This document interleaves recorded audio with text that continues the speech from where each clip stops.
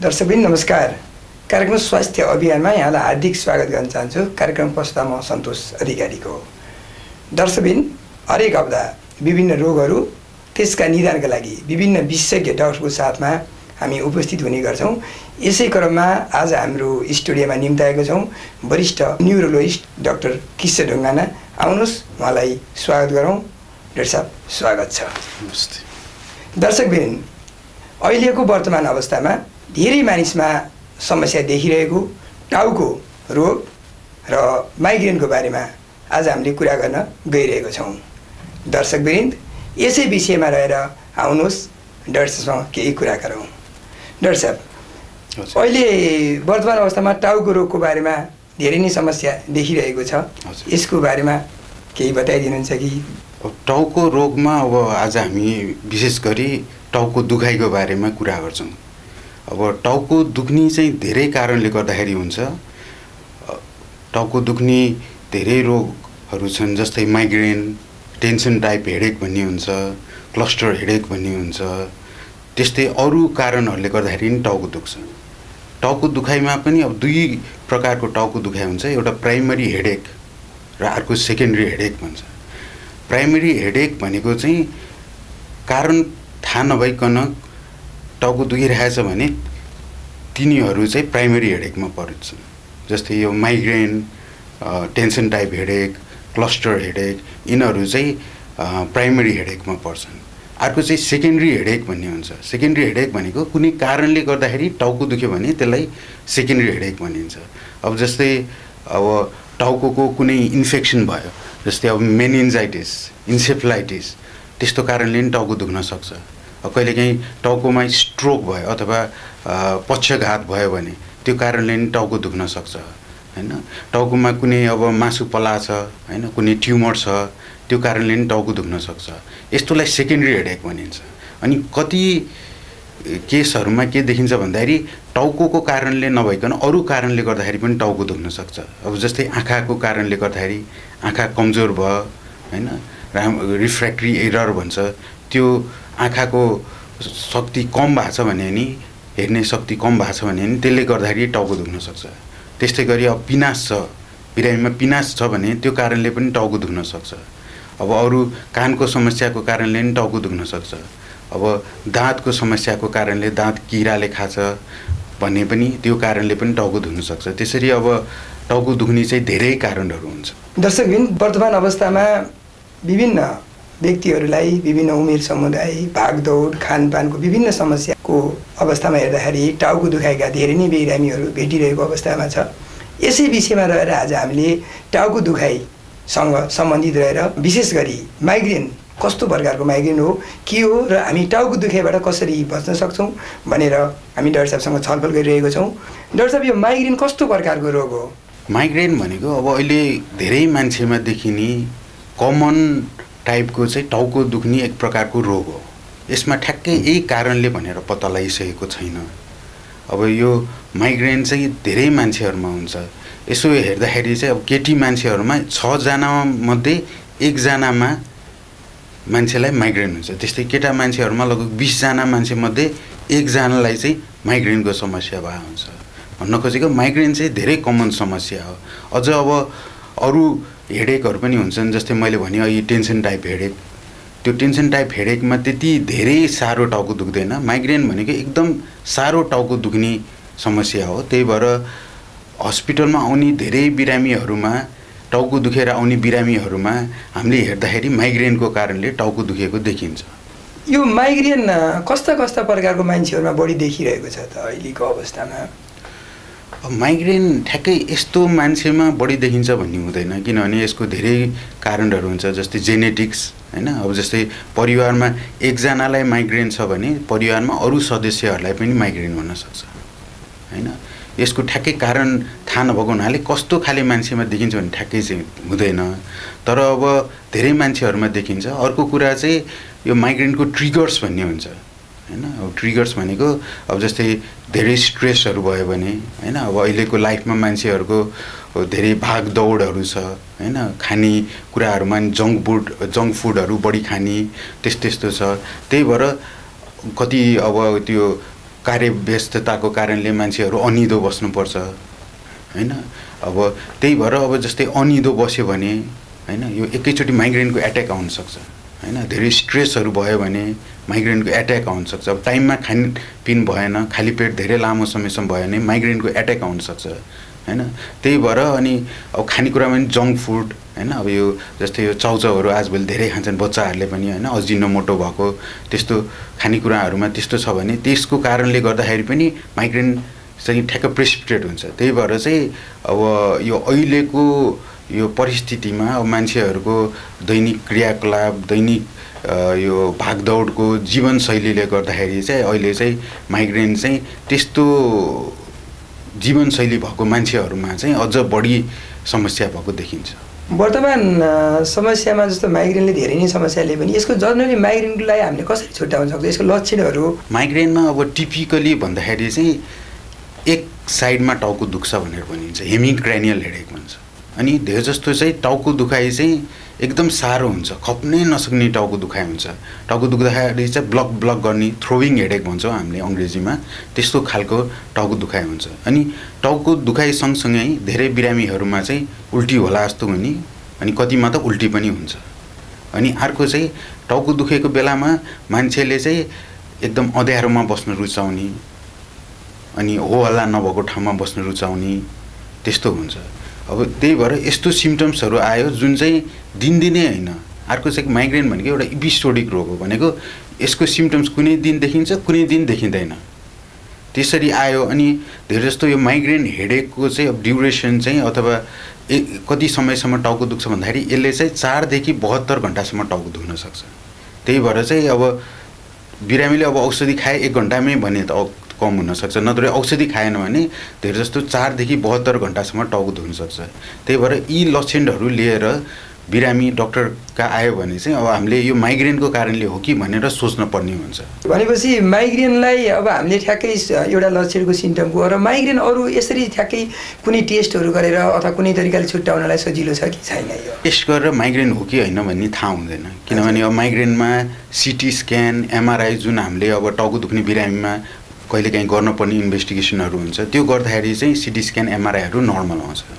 Migraine अब हामीले चाहिँ लक्षणहरूको आधारमा छुट्याउने हो। अनि धेरै जस्तो त्यस्तो लक्षणहरू लिएर बिरामीहरू आयो भने त्यसपछि हामीले बिरामीको टाउकोबाट खुट्टासम्म राम्ररी जाँचहरू गर्छौँ हैन। अब कतै आँखाको समस्या छ कि हैन, आँखा धमिलो छ कि हैन, अब अरू कानको दाँतको समस्या छ कि, अनि हामीले चाहिँ फुल न्युरोलोजिकल चेकअप गर्छौँ। फुल न्युरोलोजिकल चेकअप गर्दाखेरि आँखाको नसाहरू सुन्निएको छ कि हैन, कुनै भाग अलिकति लाटो अथवा कम चल्ने त्यस्तो केही छ कि, त्यस्तो छ भने चाहिँ हामीले माइग्रेन होइन अथवा माइग्रेन सँगसँगै अर्को रोग पनि हुनसक्छ भनेर चाहिँ हामीले एमआरआई, सिटी त्यस्तोहरू जाँचहरू गर्नुपर्ने हुन्छ। अब जाँच्दाखेरि सबै कुरा नर्मल छ अनि अहिले भनिएका टिपिकल लक्षणहरू लिएर आयो भने चाहिँ हामीले त्यस्तो बिरामीलाई माइग्रेन डायग्नोज गरेर त्यही अनुसार हामीले उपचार गर्दछौँ। भनेपछि डाक्टर साहब यो वर्तमान अवस्थामा हेर्दाखेरि जुन माइग्रेन रोग छ यो बजारमा बढी पाइन्छ कि गाउँघरको बस्तीतिर अथवा कस्तो समुदायको मान्छेलाई बढी देखिरहेको छ? यो अघि मैले भनिसकेँ, अब यो त अब बजारमै बढी देखिन्छ, किनभने अब बजारको भागदौडको अवस्था, एक ठाउँबाट अर्को टाइममा नपुगेको अवस्था, बढी स्ट्रेस भएको अवस्था, अब मान्छेहरूको कामहरू पनि रातिसम्म हुन्छ, कति राम्ररी सुत्न पाउँदैनन्, टाइममा खाना खान पाउँदैनन् हैन। अब अनि बजारमै अब त्यो खानपिनको पनि बढी जङ्क फुडहरू खाने हैन, बाहिरको खानेकुराहरू खाने बढी भएको हुनाले अब यो गाउँतिर भन्दा बजारमै बढी देखिन्छ। माइग्रेन बजार नेपालमा सरदर माइग्रेनको कति प्रतिशत मान्छेहरूमा अनुमानित यदि चाहिँ अब यो 20-30% अथवा यस्तो वर्गलाई बढी समेटेर हेर्दाखेरि? अब यो ठ्याक्कै अब हाम्रो नेपालको डाटा चाहिँ कसैले पनि निकालेको छैन, तर अब सरदरमा भन्दाखेरि 10-15% मान्छेहरूमा चाहिँ माइग्रेन हुनसक्छ। माइग्रेन हुनसक्छ। सबै टाउको दुखाइ माइग्रेनको समस्या नभए पनि माइग्रेनको केही समस्याहरू हुने भयो। माइग्रेन चाहिँ अब लगभग त्यतिमा हुनसक्छ। यसमा उपचार पद्धति कस्तो छ अहिले नेपालको कन्ट्रीमा हेर्दाखेरि? अब माइग्रेनमा चाहिँ अब 2 थरीको उपचार पद्धति भनिन्छ। एउटा चाहिँ जतिखेर टाउको दुख्यो त्यतिखेर दिने औषधि, अनि अर्को चाहिँ टाउको नदुखोस् भनेर पहिल्यै हामीले दिने औषधि हुन्छ। एउटा प्रोफाइलेक्टिक ट्रिटमेन्ट भन्छ, एउटा एक्युट ट्रिटमेन्ट भन्छ। अब बिरामीलाई एकैचोटि टाउको दुखेर आयो भने चाहिँ हामीले टाउको दुखाइ कम गर्नलाई औषधि दिन्छौँ। अब यसको लागि साधारण औषधिहरू पनि युज गर्न सकिन्छ, जस्तै सिटामोलहरू, ब्रुफेनहरू युज गर्न सकिन्छ। अब त्यो ट्याब्लेटहरूले काम गरेन भने हामीले इन्जेक्सनमा पनि त्यसलाई प्रयोग गर्छौँ। अब माइग्रेनकै टाउको दुखाइ कम गर्ने भनेर अब औषधिहरू पनि हाम्रोमा एभाइलेबल छ। ट्रिप्टान्स ग्रुपको औषधि भन्छ, रिजाट्रिप्टान, सुमाट्रिप्टान भन्ने औषधिहरू हुन्छ। त्यो चाहिँ त्यो माइग्रेनकै लागि भनेर बनाइएको औषधिहरू हो। अनि यो औषधिहरू खाँदाखेरि जहिले पनि त्यो टाउको दुखाइ हल्का अलिअलि हुँदाखेरि औषधि खानुपर्छ। किनभने माइग्रेनमा के हुन्छ भन्दाखेरि पहिला सुरुमा थोरै टाउको दुख्छ, अनि केही घन्टापछि त्यो बढ्दै गएर एकदम साह्रो टाउको दुख्छ। साह्रो टाउको दुखेपछि बल्ल औषधि खान्छु भन्यो भने धेर जस्तो औषधले त्यति धेरै राम्रो काम गर्दैन। अहिले अलिकति टाउको दुख्दाखेरि औषधि खायो भने चाहिँ औषधिले धेरै राम्रो काम गर्छ, बढी इफेक्टिभ हुन्छ। त्यही भएर हामीले चाहिँ बिरामीहरूलाई चाहिँ अलिअलि टाउको दुख्दै औषधि खानुहोस् भनेर त्यही अनुसार सजेसन दिन्छौँ। अर्को चाहिँ प्रोफाइलेक्टिभ ट्रिटमेन्ट अथवा प्रिभेन्टिभ ट्रिटमेन्ट भन्छ। त्यो भनेको चाहिँ अब बिरामीलाई महिनामै 4-5 पटक टाउको दुख्न लाग्यो भने चाहिँ दिनुपर्छ। अर्को कुरा चाहिँ अब 1-2 पटक मात्रै टाउको दुख्यो तर अब त्यो टाउको दुख्ने एकदम लामो समयसम्म भयो, 24 घन्टा 48 घन्टा, अब बिरामीलाई एकदम गाह्रो भयो, त्यस्तो कन्डिसनमा पनि हामीले त्यो प्रोफाइलेक्टिक मेडिकेसनहरू युज गर्छौँ। त्यो औषधि खाएपछि के हुन्छ भन्दाखेरि अब बिरामीलाई पहिला 5 पटक महिनामा टाउको दुख्थ्यो भने 1 पटक दुख्ला, 2 पटक दुख्ला, दुख्यो भने नि त्यस्तो सिभियरली त्यति धेरै इन्टेन्सिटीमा दुख्दैन, हल्का हल्का दुख्छ। अब पहिला उल्टी हुन्थ्यो भने नि उल्टी हराउन सक्छ। त्यही भएर प्रोफाइलेक्टिक ट्रिटमेन्ट गरेपछि मान्छेको डेली लाइफस्टाइल चाहिँ धेरै सजिलो हुन्छ ट्रिटमेन्ट गरेपछि। भनेपछि औषधिबाट यो पूर्ण रूपमा निको हुन्छ कि हामीले अब औषधि खाँदै गरेर डाक्टरलाई भेट्दै गर्नुपर्ने हुन्छ उपचारमा? यो अब यो उमेर बढ्दै जाँदा कतिको चाहिँ आफै कम हुँदै गएर निको हुन नि सक्छ, तर हामीले चाहिँ डक्टरहरूलाई चाहिँ रेगुलर भिजिट गरिराख्नुपर्छ। किनभने अब ट्रिटमेन्ट चाहिँ हामीले एकचोटि सुरु गरेपछि धेरै जस्तो मिनिमम पनि 6 महिनासम्म दिन्छौँ यसको ट्रिटमेन्ट।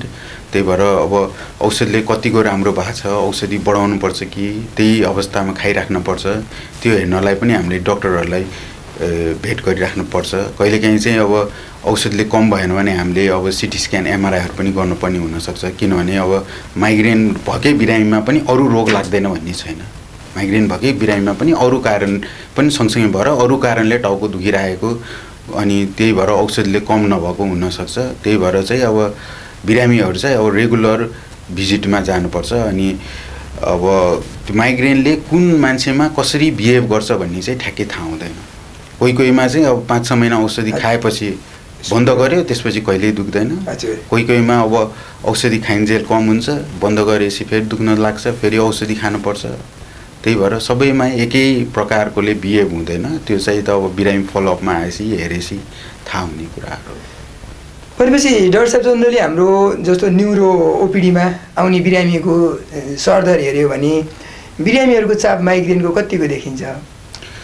अब ओपिडीमा आउने बिरामीहरूमा अब धेरै जस्तो अब जस्तै लगभग 30-40 इभन 50% बिरामीहरू चाहिँ टाउको दुख्ने चाहिँ न्युरो ओपिडीमा आउँछन्। अब त्यो मध्ये लगभग अब 50% आछ भने अब 30-40% चाहिँ माइग्रेनकै हुन्छ। भनेपछि अब हामीले माइग्रेन जुन यसको रोकथामको लागि हामीले कस्तो प्रकारको पहलहरू गर्न सक्छौँ, कसरी खानपान? यसको लागि चाहिँ अब मेन चाहिँ हेल्दी लाइफस्टाइलै हो।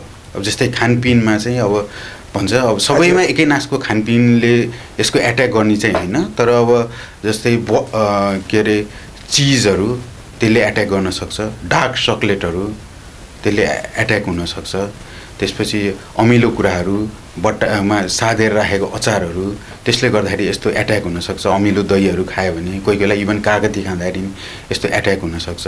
अर्को चाहिँ रेड वाइनहरू, त्यो खाँदाखेरि माइग्रेनको एट्याक हुनसक्छ।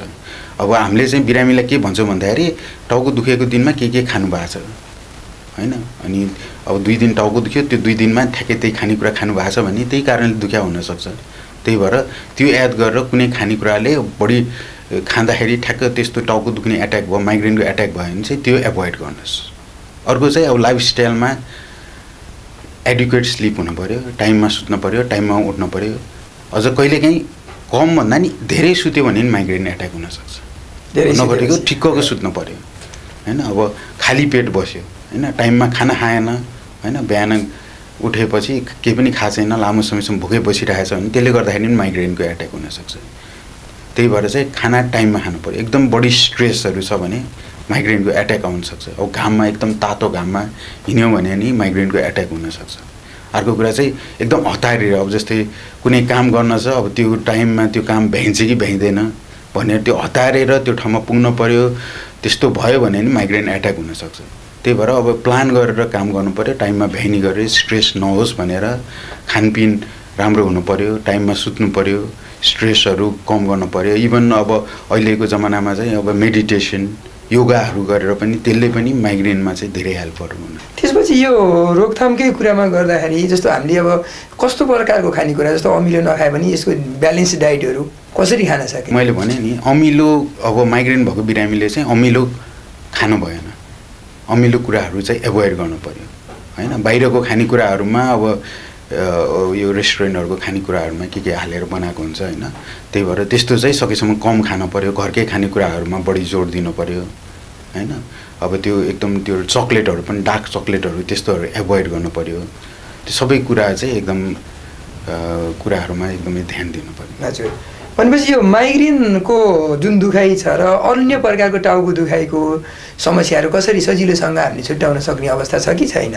अब अघि नै भने मैले माइग्रेनको टाउको दुखाइ चाहिँ इपिसोडिक भन्छ, भनेको दिनदिनै दुख्दैन माइग्रेनले धेर जस्तो। अब पछि माइग्रेनको पनि थरीको हुन्छ, जस्तै कुनै चाहिँ क्रोनिक माइग्रेन भन्ने हुन्छ। अब त्यो अवस्थामा गएपछि त दिनदिनै पनि दुख्न सक्छ। न त साधारणतः भन्दाखेरि चाहिँ माइग्रेनले दिनदिनै टाउको दुख्दैन। अब अरू समस्याले हो भने धेर जस्तो दिनदिनै टाउको दुख्न सक्छ। अर्को कुरा, माइग्रेनले चाहिँ आधा टाउको दुख्छ होइन, अरू कारणले अब पुरै टाउको दुख्न सक्छ होइन। अब अथवा जुन ठाउँमा समस्या छ त्यही हिसाबले टाउको दुख्न सक्छ। अर्को चाहिँ एकदमै टाउको दुख्ने, एकदम सिभियर टाउको दुख्ने होइन, एकदम दुख्ने चाहिँ माइग्रेनमा हुन्छ। अरू हेडेकमा नि हुन्छ, जस्तै क्लस्टर हेडेक भन्ने छ, त्यसमा नि धेरै नै टाउको दुख्छ होइन। अरू चाहिँ अब जस्तै ट्युमर छ, त्यस्तो छ भने टाउको दुखिराख्ने, ठिक्कको टाउको दुख्ने, एकै नासले टाउको दुख्ने, त्यस्तो हुनसक्छ। त्यही भएर चाहिँ अब अर्को कुरा, अब टाउको दुखेपछि भोमिट भयो होइन भने चाहिँ अब त्यो पनि माइग्रेनको लक्षण हुनसक्छ। अर्को कुरा चाहिँ अब माइग्रेनमा पनि दुई थरीको हुन्छ, एउटा माइग्रेन विथ औरा, विथआउट औरा भन्ने। अनि कति माइग्रेनको बिरामी माइग्रेन विथ औरा भन्ने चाहिँ अलिक कम हुन्छ होइन, लगभग 1/3 जस्तो हुन्छ।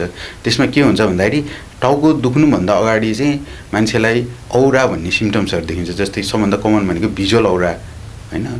अब त्यसमा के हुन्छ भन्दाखेरि बिरामीले टाउको दुख्नुभन्दा अगाडि आँखा चाहिँ अलिकति धमिलो देख्ने, आँखाको बिचबिचमा धब्बा देख्ने अथवा रङ्गी लाइटहरू देख्ने, त्यस्तो देख्छ। अनि त्यसको केही समयमा बिरामीलाई टाउको दुख्न लाग्छ। त्यस्तो देख्यो भने नि अब त्यो चाहिँ माइग्रेनको एक प्रकारको माइग्रेनको लक्षण हुनसक्छ। भनेपछि माइग्रेन र आँखाको केही सम्बन्ध हुन्छ कि हुँदैन? त्यसमा खासै दुखाइ मिल्दोजुल्दो हुने भयो, आँखा धमिलो देखिने बेला होइन, त्यो चाहिँ भिजुअल औरा भन्छ। त्यो ठ्याक्क सम्बन्ध भन्दा नि त्यो टाउको त्यो ब्रेनको त्यो पार्टमा अलिकति त्यो समस्या भएको हुनाले त्यस्तो सिम्टम्सहरू देखिन्छ। भनेपछि टाउको दुखाइ लामो समय दुखिरहनु पनि एउटा माइग्रेन आफैमा समस्या हो। माइग्रेनको कारणले लामो समयसम्म टाउको दुख्न सक्छ। उपचार गरिएन भने त्यसले गाह्रो गर्न सक्छ, डेली एक्टिभिटिजमै गाह्रो गर्न सक्छ। भनेपछि ओपिडीमा जस्तो हामीले माइग्रेन, अब जस्तो नर्मल्ली हाम्रो जीवन हेल्दी रहनु पर्यो माइग्रेनबाट बच्नलाई, हामी यी चिजहरू रोकथामबाट बच्ने भयौँ। भनेपछि अब नेपालको अवस्था र विदेशतिरको अवस्था हेर्दा माइग्रेनको बारेमा बिरामीहरूको के जनचेतनादेखि लिएर धेरै फरक छ कि? नेपालमा त खासै यसको माइग्रेनको बारेमा त्यति बिरामीहरूले बुझिरहेको अवस्था देखिँदैन।